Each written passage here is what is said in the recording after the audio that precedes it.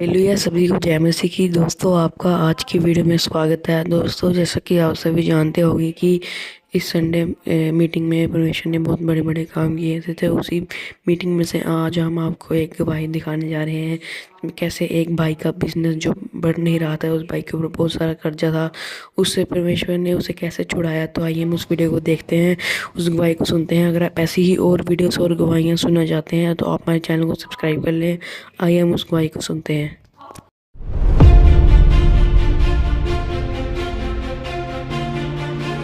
Apostle जी, इस भाई का नाम सैम कवात्रा है। ये जलंधर शहर के रहने वाले हैं। इनकी टेस्टमनी के 2015 में इन्होंने खुद की छोटी सी कपड़े की एक शॉप ओपन की थी, और उस शॉप को ओपन करने के बाद इनके बैंक से जो लाखों रुपए का इन्होंने लोन लिया था, वो शॉप को ओपन करने के मकसद के से इन्होंने लिया था, लेकिन बिजनेस में इनकी बढ़ोतरी नहीं हो पा रही थी। मंथली इनकम कमाते थे, वो सारा पैसा इनका किश्तों में, इंस्टॉलमेंट में ही चला जाता था, जिस कारण इनको खुद से कुछ भी प्रॉफिट नहीं हो पा रहा था उस बिजनेस से, और ये कर्जे के नीचे आ गए थे। और उसके बाद अपोस्टल एक सेकंड, अपना नाम बताइए, क्या है? सैम। आपके साथ कौन है? आप मेरी वाइफ है और मेरा बेटा है अमेन्यू। मेरा नाम सिमर है, मैं जलंधर से हूँ और मैं इनकी वाइफ हूँ। ओके, आपने कहा कि आपने बिजनेस ओपन किया और उसके लिए लोन लिया ताकि आपका बिजनेस ग्रो कर सके, जिस तरह सभी लेते ही हैं लोन, बिजनेसमैन, ये सोच के कि हमारा बिजनेस ग्रो करेगा।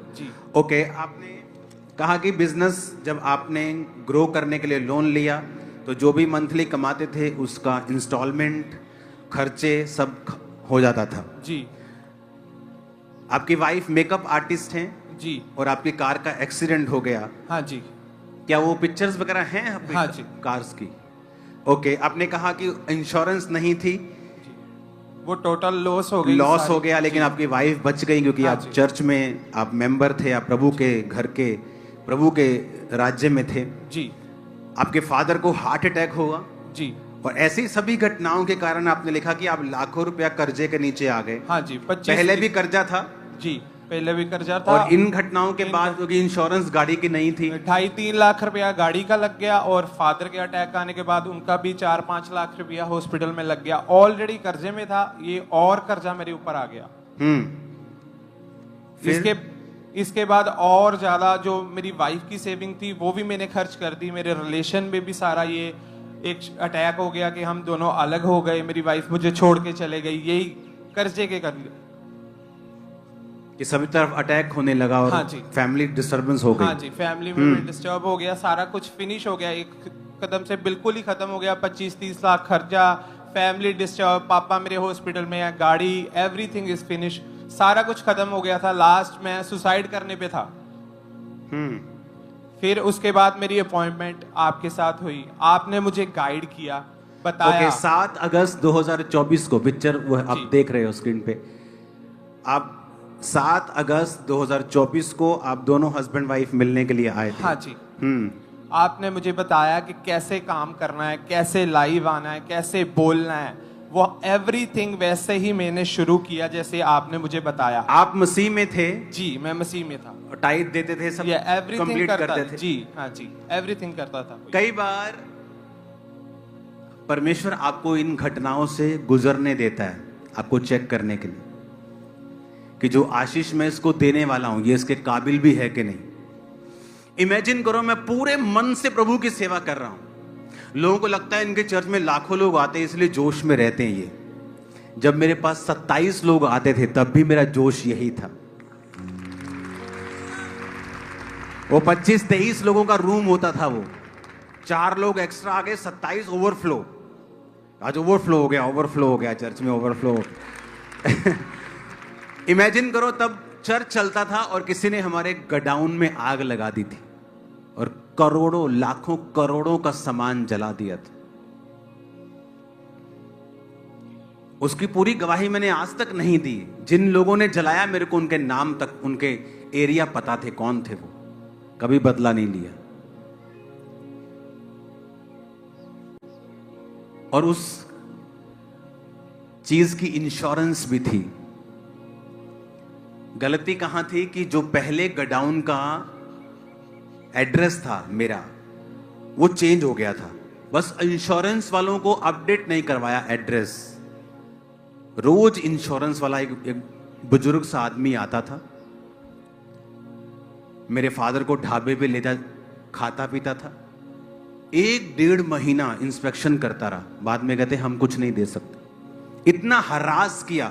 और जब ये चल रहा था हरासमेंट, आप समझ रहे मेरी बात को, हाँ ऑफिशियल हरासमेंट होती है ना कई बार, ये सब चल रहा है और मैं सेवा कर रहा हूं पवित्रताई में, प्रार्थना में, और उधर से शैतान हरास कर रहा है और मैं सोच रहा हूं ये क्या हो रहा है। लेकिन प्रभु कह रहा था कि मैं तेरे को इतने लाखों दे रहा हूं, तो काबिल भी है क्या?